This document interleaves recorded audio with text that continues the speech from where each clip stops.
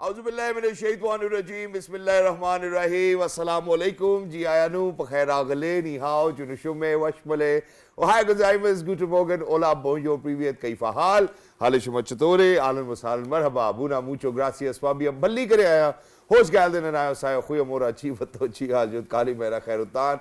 And a very warm welcome to everybody who's tuned into PT World. I do know for a fact that it actually is a little lengthy every single morning, which is why I start to smile, but we hope and pray that everybody is doing wonderfully well. Ramadan Mubarak. I happen to be Shehzad Khan, and with me, I'm really lucky that I've been joined by my very well-learned colleague who happens to be Miss Hajra. Satti. Hello Hajra, assalamu alaikum. How are you feeling today? Walaikum assalam. Ramadan Mubarak to you and Ramadan Mubarak to everyone who's watching out there, to entire Muslim Ummah, Muslim community. And we will start our morning because I think the magnificence of the sun had a really amazing effect on me. So on a very higher note, and that is, we will go towards the cricket. I think cricket becomes a very touchy subject for Shehzad, but I think it's a game. South Africa to face New Zealand in the second semi-finals of the ICC cricket tournament. South Africa will play against New Zealand today in the second semi-final of the ICC Champions Trophy 2025 at Gaddafi Stadium in Lahore.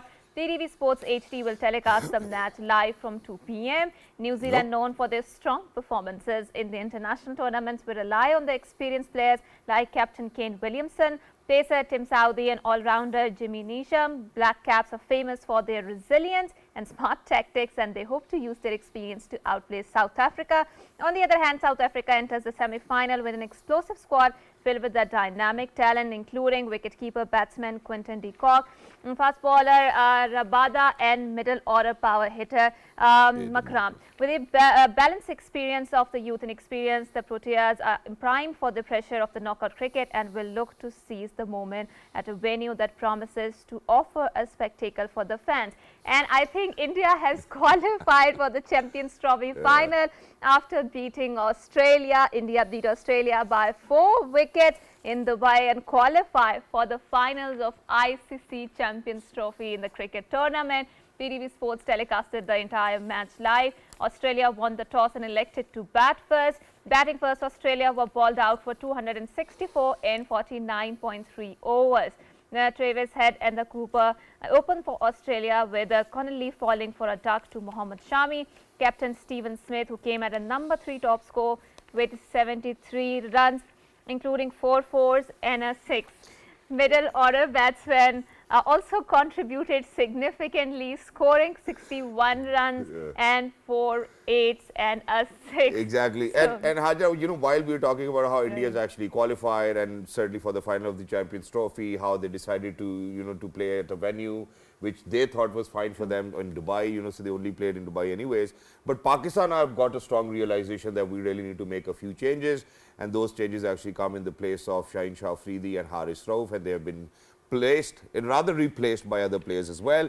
And not just that, I do feel that now somebody really needs to take responsibility for Pakistan Cricket Board, that why our players weren't able to do so well. And you know, we cannot make sure that, you know, that every time if there's something wrong or we do not perform, that the brunt is actually onto the players themselves. You know, there was a selection committee and nobody's talking about them. So it's not Haris's or Shaheen's fault, but I think people who were at the helm of selection committee. But in addition to this, imagine there's a very important day today, which happens to be International Day for Disarmament and Non-Proliferation of Awareness. The International Day for Disarmament and Non-Proliferation Awareness is being observed today to promote better awareness and understanding of disarmament issues among the public.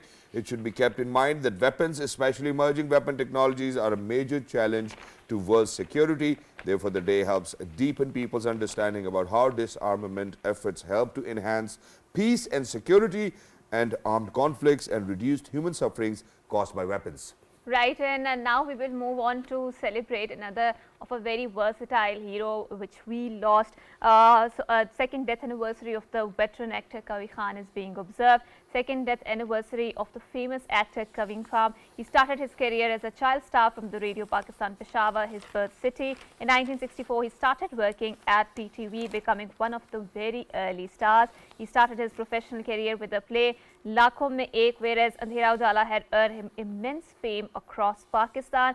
1965, Kavi Khan joined the film industry. Some of his films include Mohabbat Zindagi Hai, Chand Surat, Sarfarosh, Kale Chor and Zameen Asman. The government awarded Pride of the Performance and Sitara Imtiaz to Kavi Khan in the acknowledgement of his services to the country and the showbiz industry. He breathed his last on this day back in 2020. Exactly. So may his soul rest in peace. And I was lucky enough that I was able to work with him. Alhamdulillah. What a you know, praise. the name of the drama serial was Shabe Arzu Alam, and he was my father in that play. Great person.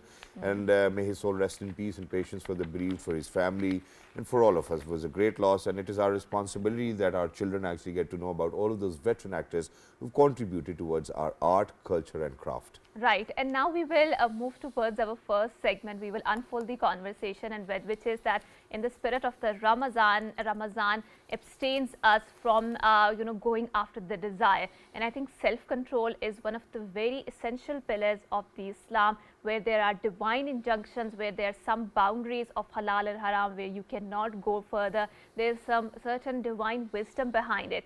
So why do we need to have this self-control in ourselves, and how do we navigate the conflict constructively to contemplate over that, deliberate over that? We're very glad that we have been joined by a motivational speaker. He happens to be the TASADDUQ GILANI Sahab. Assalamu alaikum, sir, and thank you so much for coming to our show. Thank you. Sir, so let's unfold this conversation, self-control. How do you think, we are living in the era of liberties, where we promise so many freedoms, we have the right to self-expression, right to this, right to that. In this entire world of the rights, how do you think we can, self-control or take care of ourselves in the form of self-control? Yeah, thank you very much. First of all, I think Ramadan Kareem to everyone. The thing is that fasting or Roza is basically a test of patience. Absolutely. Test of patience. Avoid eating. Things are just in front of you, but you do not touch them. You cannot drink water. And there are so many restrictions that, of course, we have to go through it. This is, to me, it's a training. Especially look at the scenario when you're hungry, you're thirsty, you're driving, and you are in hurry, and there is a traffic block, there is some other problem, you lose patience, right? Yeah, you do. And there and then it said, now is the time to control. It's a time to... Absolutely, absolutely. But there's road rage there.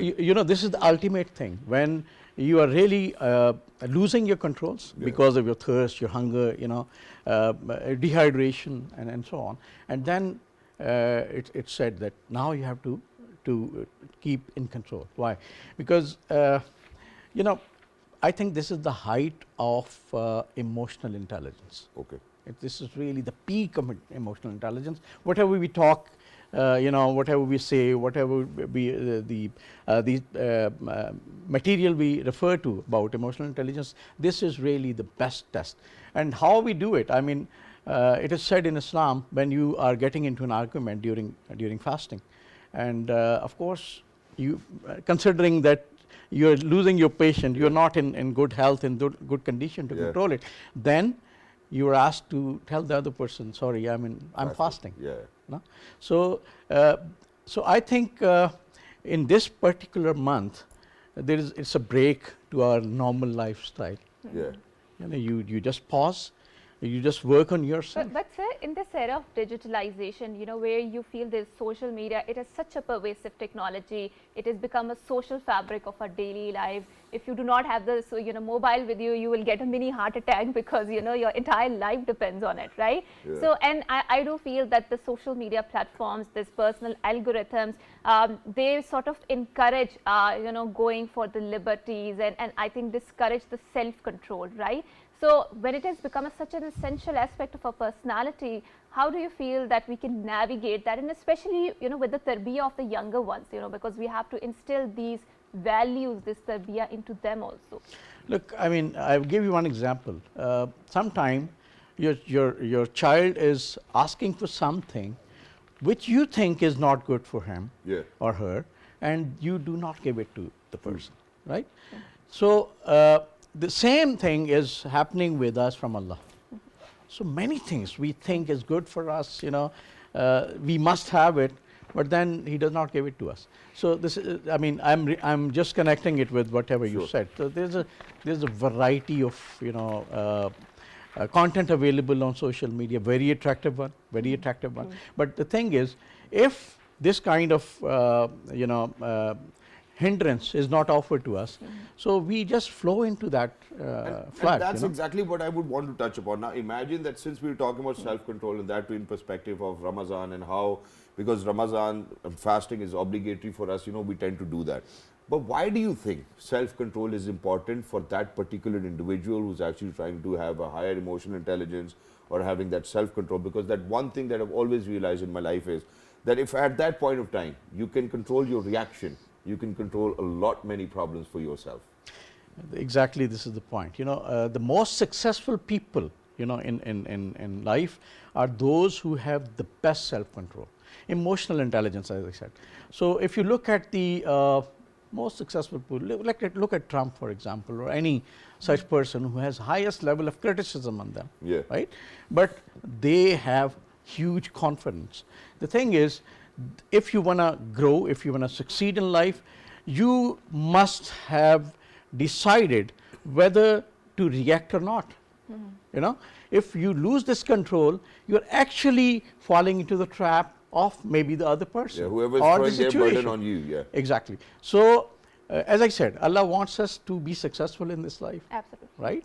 And therefore, it's a training for us during this month that we come across many situations and we start learning how to react to them, so that our emotions are not actually wasted or harmful to ourselves or to society, but we actually channelize those emotions towards our success. True. TASADDUQ sir, but I think there is also a difference of definition of self-control, right? So if you look towards our parents' generation, my mother's generation, or my grandparents' generation, they have a very different generation of self-control, right? They will always say that, even I do feel sometimes, when you need to take a stand for yourselves, they will say, mellow down, this is self-control, this is essential, and I think a lot of these such sort of things are instilled into us. But with our generation, we're exposed to social media, the awareness level is really, really high. So we have a different definition of self-control, right? We feel that, if there's something wrong according to our standards, we need to do something about it, or, we might not mellow down as much as our parents advise us to. We can't just stay quiet. How to reconcile those things? I think we are confusing self-control over, not reacting to something at all.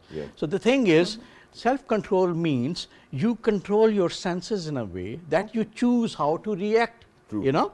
It does not mean you totally do not react. The thing is that, sometimes when you are in anger, you can hit someone, and if you go to jails, you will find people who are actually in big crimes under trial because they could not control their anger for those 5 to 10 minutes or 12 minutes. So the only thing it means is just to control your anger and then decide how to react. Sometimes you have to react to certain situations. Right. So, and I think one of the anecdotes that I would like to say, and I would like to highlight your opinion on that, because you're a motivational speaker, is that let's say, there are certain family members, you might not be very comfortable around them, right? And our mother generations might say that you need to mellow down your reaction towards them. They just want to maintain their calm, right? Yeah. And we would say that, I would say that, if there is something, someone causing you discomfort, you need to address that rather than you take it, and there comes a one point that, it becomes, your emotions become out of control because your body is constantly giving you messages, you need to say no, or you need to amend the situation. In this type of situation, let's say, how do you recommend going about it? One point I would like to explain is that when we when you talk about self-control or sabr or patience, it is not an expression, by the way. It is something that you are making within yourself. So you feel, you actually internally you're patient, not that you're not reacting to the situation. Second thing is, usually what we say is we just want to argue, we want to talk, right? So I think most of the time arguing in anger destroys the situation. And I will come back to this, sir. Now I've got two great notions which I would want to kind of share as an example. Number one, that I think it was 5 or 6 years ago that I realized that I'm not going to give the right to anyone to make me angry. So nobody can make me angry, and I will be, if I have to be angry, that needs to be on my terms, that okay, these are the things that you didn't do right, and probably, you know, my ethos and my values do not allow me to do so, you know, so probably I need to say whatever. Number two, you know, once I was sitting down with my mother, and my mother said, "Maa ji, agar aap sun rahe hain Mazid," you know, what she said was that, you know, and it's a very common notion over in Pakistan, mere muh jo aanda hai, main keh deni hai. Oh, yes. Now imagine that if something which is going to be very hurtful for somebody else, you say that, what's the point of saying that? Number two. Number three, how many times do we identify that while our children are growing up, we really need to teach them that, beta, there's this one thing which is self-control, you need to be emotionally intelligent. Because my daughter just, I think 2 days ago, came up to me and said that, you know, somebody called me fat and ugly, you know, in her school, and you need to come to my classroom. And I called the school and I was like, you suggest, what do I need to do? And he was like, you just go to the principal's room, you know, we'll sort it out ourselves. And she's a happy girl now. So recognizing that problem at times is very essential, because otherwise it might have an impact on your mental health. Exactly, that's very true. And as you said, I mean, it's not actually needed to say whatever you want to say.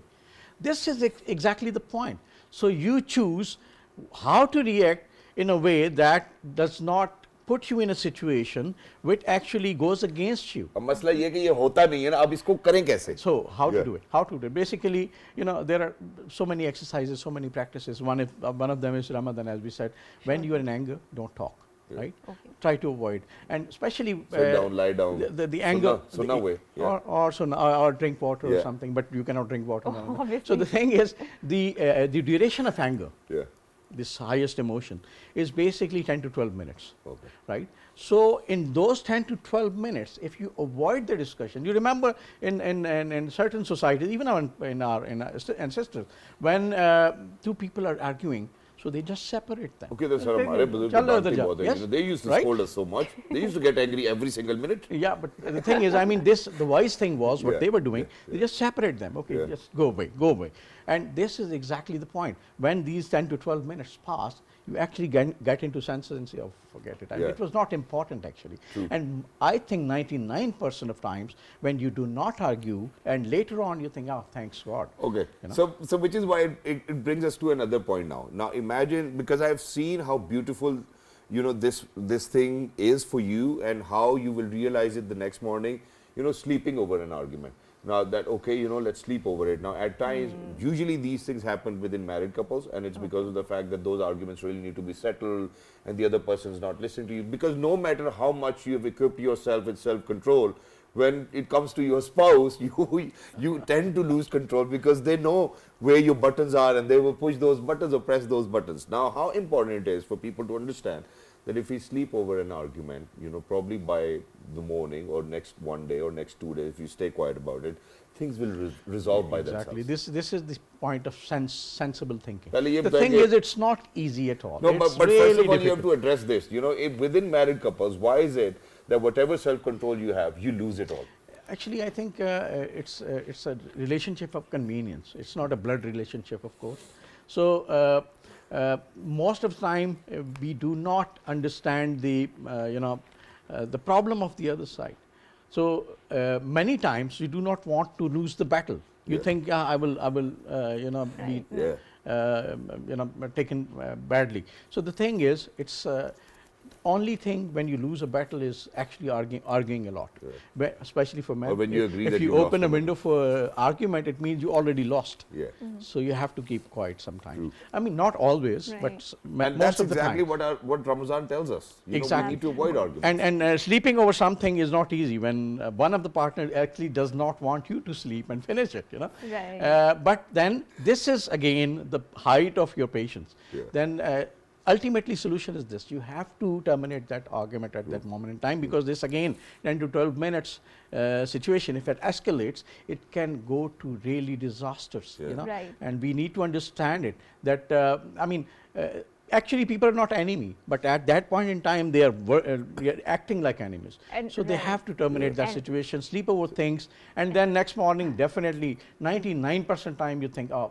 Sir, इसमें एक शेर भी है, you know, if you guys allow me, you know, I would want to share it. मैंने कल ही सुना, I don't know if I, you know, remember it completely. So मैं और तुम मिले तो एक कहानी बनी, मैं और तुम मिले तो एक कहानी बनी, जब मैं और तुम अलग हुए तो 3 कहानियाँ बनी, एक तुम्हारी कहानी बनी, एक मेरी कहानी बनी, और एक वो कहानी जो अनजानी रही क्योंकि ना हम मिले ना हम बात कर सके. I think when you sit down and you try to resolve, please make sure that you actually give space to other people. Absolutely. So that there's better understanding. Absolutely, and this is such a beautiful connotation to this shairi, and that is that, you know, how there's an absence of open communication, right? So sir, one last question. This is the month of Ramadan going on, and I do feel one of the very essential pillar in the married couples, or not just married couples, generally around, is that open communication. It's preached a lot, but hardly people do it, right? So if you're facing some sort of situation, you know, you have this thing, you know, the next person should automatically know what you are going through it, right? And that might not be the case unless and until you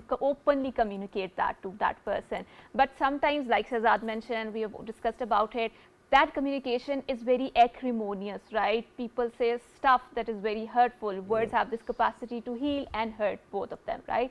So in the Islamic pillar of tarbiyah, how would you recommend going through it? Actually, I would say that saying open communication is easy, but when the people are biased, people are biased towards their anger, it's not easy. Yeah. So there must be, you know, I would say that there must be someone, you know, available at that time who is in control and who can actually apart you from each other, and then let you realize that, you know, this is not the solution. But sometimes I totally do not agree. I partially agree to it, this open communication, but most of the time we are not in control. We say words in form of open communication, which actually is hurting or even abusing others. So point is, open communication can only be done when you are already in normal mood. Yeah. You know, and or thank you so cool. much, sir, for saying that, because we do get a reference from Prophet Muhammad sallallahu alaihi wasallam. Because once I think there was an incident where Hazrat Ali Razi Allah Ta'ala anhu and Bibi Fatima, you know, had an argument. Prophet Muhammad sallallahu alaihi wasallam, when went to their place, he didn't actually ask what went wrong, what did you say, what not. They lied down. Prophet Muhammad sallallahu alaihi wasallam lied down in the center. Got both their hands and you just put them there, and that's it, you know. So at times you really do not even have to speak about it, because it's going to get a bigger problem. Exactly. Right. Well, thank you so much, sir, for coming here, for shedding light on such a very important topic, and I think this is the need of the hour. But since it's the Ramadan and we have introduced a very interesting new short segment, and that relates to the recipe. So we women often face this cooking conundrum, aaj kya pakao? So in the spirit of that, to resolve that question, we are asking the food bloggers to send their content in, and we are going to broadcast it, on air it on our screen. So make sure that if you want your recipes featured on our program, you send it to us. You can always reach us out. And today, so our recipe is aloo tikki chaat. So Shehzad is a great fan of chaats, be it chana chaat, samosa chaat, fruit chaat, aloo chaat, papdi chaat, all of these chaat. But the aloo tikki chaat, I haven't personally tried it, but I'm really interested in that, and that was sent by Maria Mohini. So let's go ahead and see this very amazing recipe of aloo tikki chaat. Let's do this. This aloo tikki chaat is what you would need to make a healthy and wholesome iftar. Super tasty recipe and very easy to make. Simply mash boiled potatoes, add salt, red chili powder, red chili flakes, cumin and coriander powder, a little bit of corn flour and dried pomegranate seeds. Mix and shape them in tikki form or in kebab. Now in a separate bowl, whisk together corn flour, white flour and salt, and coat each of these kebabs and shallow fry them right away. You can use these kebabs while they're still hot. Whisk together a little bit of milk and yogurt. Pour some of this mixture in your serving dish. Add aloo tikki while they're still hot. Add boiled chickpeas, followed by the remaining of yogurt mixture, and then vegetables of choice. I've added tomatoes, onions, coriander, green chilies, and a generous serving of tamarind sauce and pomegranate. Enjoy! Don't forget to share this with your friends and family. This aloo tikki chaat is what you would need to make. Thank you so much. Yeah, I mean, such a wonderful colors, right? Anar on it, what do you call the pomegranates, right? Yeah. And such a beautiful redention of red. So Shehzad, this is a topic that I think we often grapples with it in different cultures, in different societies. That is this perception of growing old, and there is this just scare of getting old, because you feel that, you know, your youth might not be there, or your capabilities might probably diminish with the passage of this time, and there's this generally a fear of unknown. So there is a PhD scholar in the Netherlands, and she has undertaken a very important research documenting the experiences of getting old and what does that spell out in different cultural contexts, and obviously the stories that we hear from the different religious backgrounds, that the stories of accountability, that how we will help be accountable for our deeds, and I think that is also what scares us a lot as a human being. So in order to unfold this conversation, we are very glad that we have been joined by PhD scholar. She is also a philosopher. She is Miss Suzanne. Suzanne, welcome to our show. Yeah, thank you. Thank you. Yeah, Nice to be thank you there. so much for taking out time. It's wonderful to have you over here and to listen to you and to your philosophical views about finding meaning in old age. So how do we find meaning in old age, Suzanne? Let's get started with that.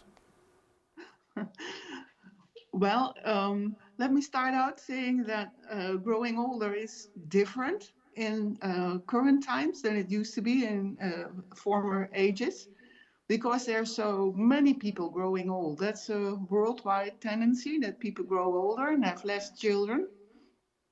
So there's a big part of the population growing older. And at the same time, society is changing very fast. The techniques change very fast. So it's like an unknown territory that you enter when you grow older. And what makes it kind of hard that there's two stories about growing older, two narratives, you can say, cultural narratives, that are not true, but they are very widely spread. And one of them is that you should stay young when you grow older. Of course, this is impossible, but the story is you have to be energetic, you have to be engaged in all kinds of activities, you have to look young, and only if that would be true, then you have a life that is worthwhile to live. And of course, this is impossible, and it's even more impossible the more the older you get. So True. if you fit Yeah, and one. Suzanne, in addition to this, since we are referring to it culturally as well, there are two things that I would want to share with you over here from Pakistan's perspective. Number one, now the two problems that we see is that when people at the age of 60, when they retire, they really need to have some sort of meaning to their life, probably grandchildren, some sort of business, some sort of work. Because unfortunately, if they do not have any of these, they do feel very lonely. And we have seen, unfortunately, that people have passed away because of the fact that they were so burdened with all the finances and how they are going to recuperate with that, number one. Number two, I've seen people where they were businessmen, and because they were involved with their day-to-day activities, they are still young, they're still vibrant. And yes, looking young, I think Botox has solved this problem. Yeah, these are two very different problems. The one of retirement is that everyone needs some kind of responsibility in life. You have to do something to feel useful, to feel engaged with other people. And that is true until the last day of your life. So, retirement and not do anything or feel useless because you don't have a job anymore to earn your money is not a way to grow old in a meaningful way. And the other one, well, I said the one story that I told you already that is not true is that you should look young. And that's the Botox problem or the surgical, Solution. cosmetic surgery problem. Yeah. Yeah, people grow older, they don't look young. The way life is given to us is that you get born, you're young, you grow into an adult, and you grow older until you die. That's the way Right. life is, the way it's given to us. And I think people should accept that and live a truthful life. Right, right, Suzanne. And I would also want you to please tell us your findings, the research findings from your dissertation topic. What is the truth of growing older? What did you find in your study? The truth of growing older, as I talked with lots and lots and lots of older people, is that if you don't succeed in staying young, life is very worthwhile to live. Um, it's not just loss and decay. That's the other story. If you don't stay young, there's only loss and decay. That's not true. Right. There's a lot more adventure. Wow. You know, I said it's like walking into an unknown territory. Yes. So you need to have curiosity, what it is like to live when you grow older. And then in this adventure, you need courage, but you see the most beautiful things, and you see things that are very hard to live with, but you have lived for a long time. So you have a lot of experience and a lot of wisdom to use when you undertake this travel. And I think people should be proud of that instead of being ashamed of being older.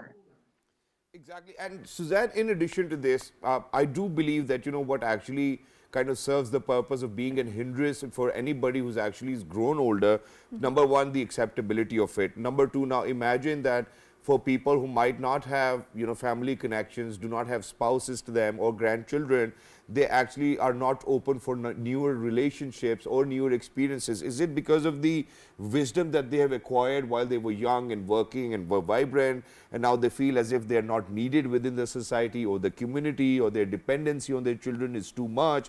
I mean, from your perspective, obviously coming from a very welfare state where you live, the government looks after the elderly and the young and the jobless and whatnot. Over here, we are all on our own. Yeah, that's true here, more and more as well. Um, well, So people being need open each to newer other. relationships. And if the government doesn't take care of you, you should take care of each other in the communities. The children for their parents, but also if you don't have children, the people who live in your village or in your town. No one can live on their own. That's impossible when you're young, and it's impossible when you're old.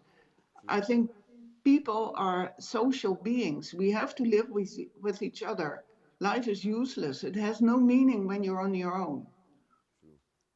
Right, Even right. when you're alone, there are people in your head present. So you think of people and you live with them in your dreams, in your fantasies. They're always there. Right, right. And Suzanne, you mentioned in your research about a very interesting concept called new semantic spaces. And you talked about that how they are not just an alternative standard story about the getting older, but they are also meeting space in which classical values are given a contemporary touch. Would you mind delving into it and explain to our audiences what does new semantic spaces means within this research of growing older? Well, the new semantic space is that these two stories are not true. You have to find out as the first generation that it gets older in such massive numbers how to do this, and how to do this together with younger generations to have a good and beautiful and true life for everyone. And all people nowadays can be a good example for younger people that getting older is a worthwhile stage of life.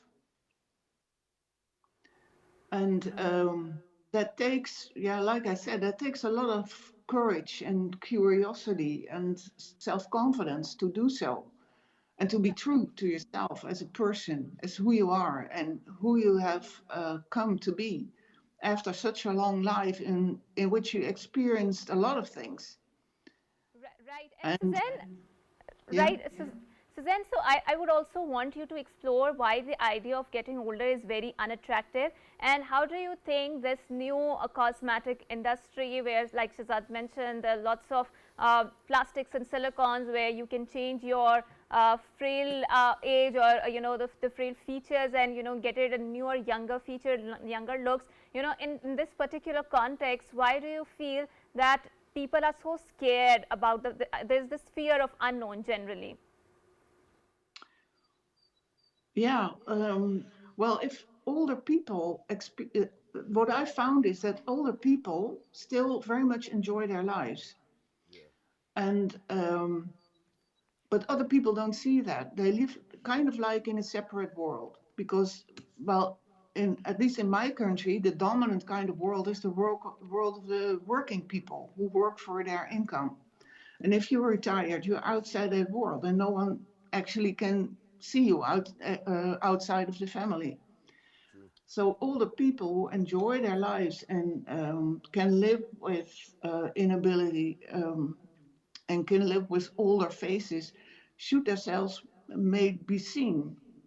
So they're an example for younger people that it's okay, it's worthwhile to live that way, and it's not necessary to look young.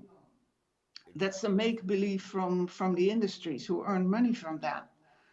But if you look with an artist's view, like a painter or a photographer or a sculptor, these people prefer older people because the truth of older people and the way they look is a personality that has grown to be someone that has an entire life in it that can be seen, and that is very interesting. That is worthwhile to see.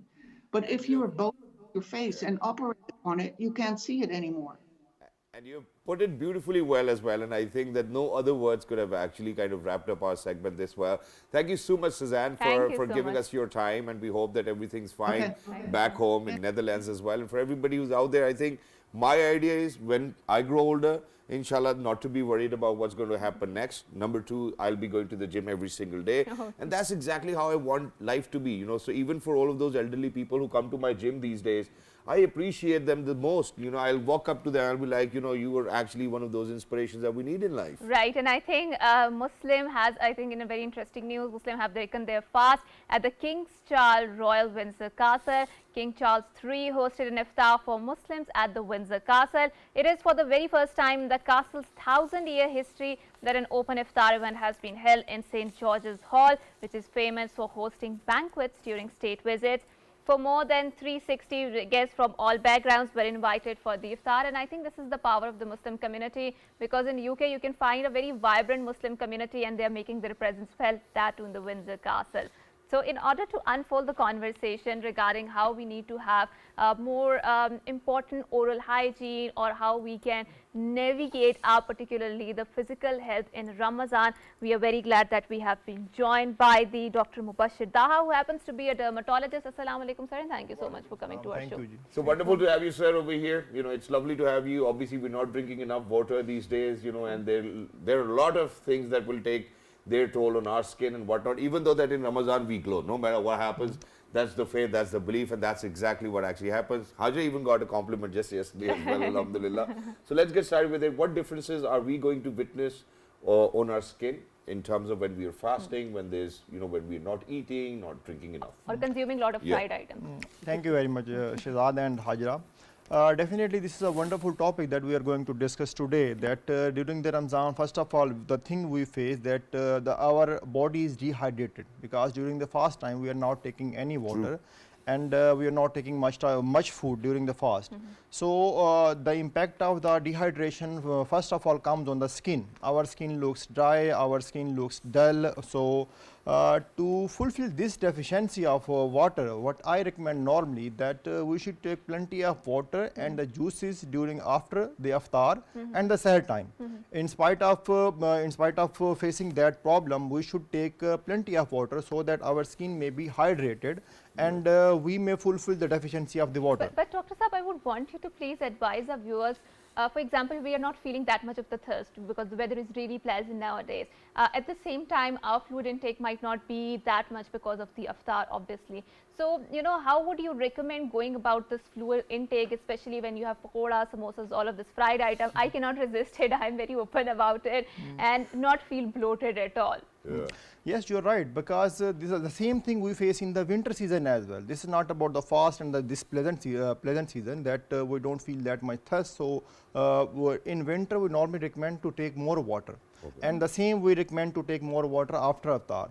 Though definitely this is the point that we don't feel that much of thirst, so we don't need that much of water. But for the skin care and for the health care, I normally recommend to take more water.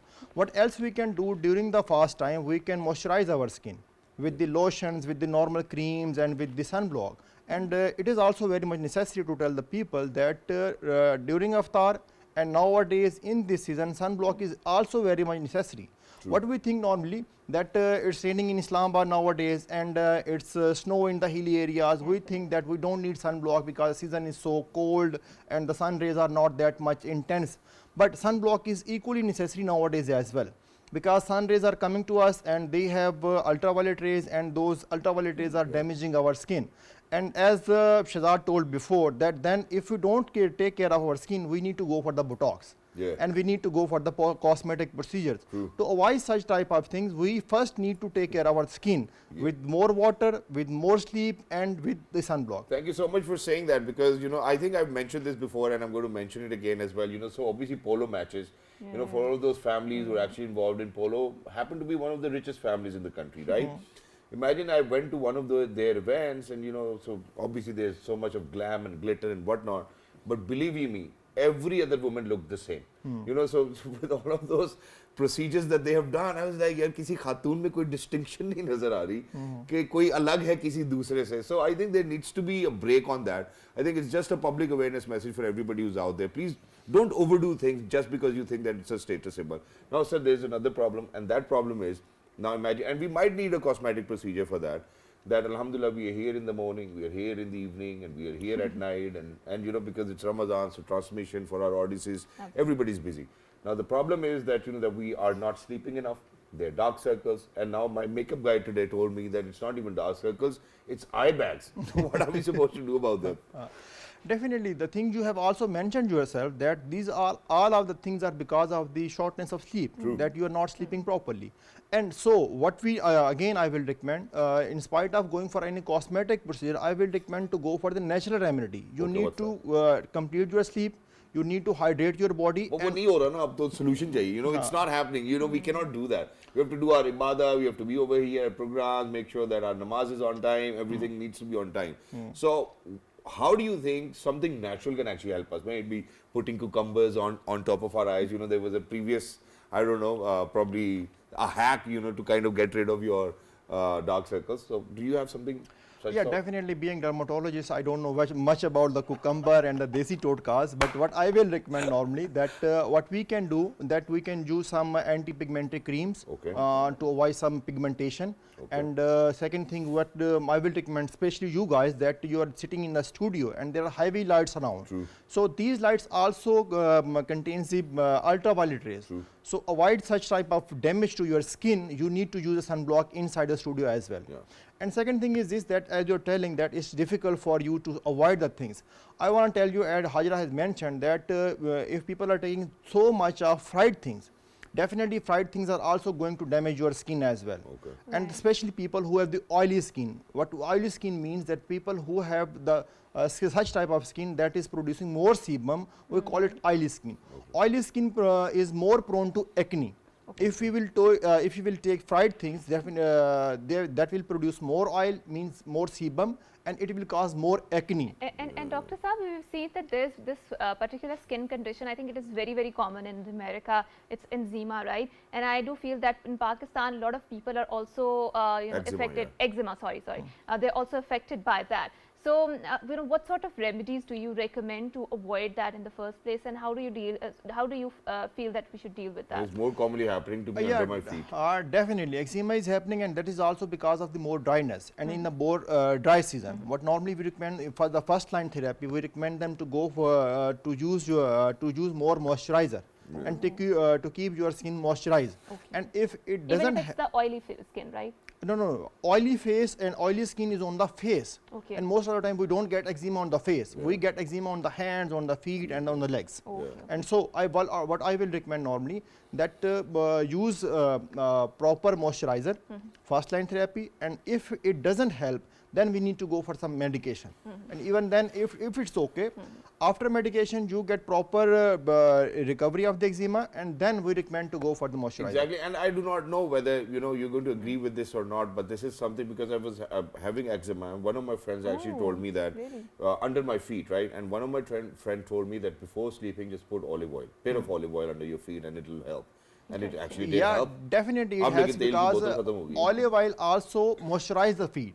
Olive oil also moisturize the skin, and this is known as the best moisturizer what we normally recommend. And it cannot be every other oil, so it needs to be olive oil, right? Olive oil. Olive oil is the best moisturizer. Exactly. Well, that's great as well. And because we're in the studios, and we're fasting, and most of the time, unfortunately, we do not have the right vitamins to ourselves as well. What happens is that there's great hair loss. And, alhamdulillah, my hair so far. And there are plenty of tensions also around us because we are living in a very hyper-competitive environment, right? Exactly. So, Dr. Saab, in this Ramadan, how do you recommend that we go about caring for our skin, especially when the weather feels pleasant? Yeah, definitely what I will recommend to take proper food. Avoid fried food, take more water, take fresh vegetables, take more fresh juices. Juices also helps. If you are not in a position to take more water, definitely it doesn't taste that much good.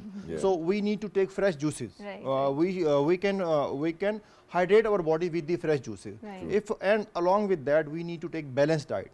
Because as Shehzad mentioned that definitely we are not taking the balanced diet, and it is going to deficient our body with the essential vitamins and the minerals. So we need to take proper balanced diet, and along with that, what I recommend normally that we can take some vitamin supplement. Exactly, and that's exactly what we always recommend as well. And I think I've got another remedy because I told everybody that I was diagnosed with fatty liver because I had been operated and I was on bed for 6 months and whatnot. So the remedy is that take beetroot, carrot and celery and have that juice every single day. Do not add sugar or anything.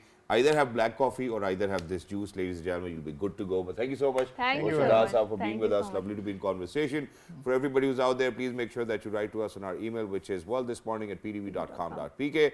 Until next time, look out for yourself. What about next time? Probably we'll see you at 4 p.m. inshallah with the iftar transmission. Till next time, look out for yourselves. 1, 2, 3. Good morning. Ramadan Mubarak. Good morning. Thank you, sir.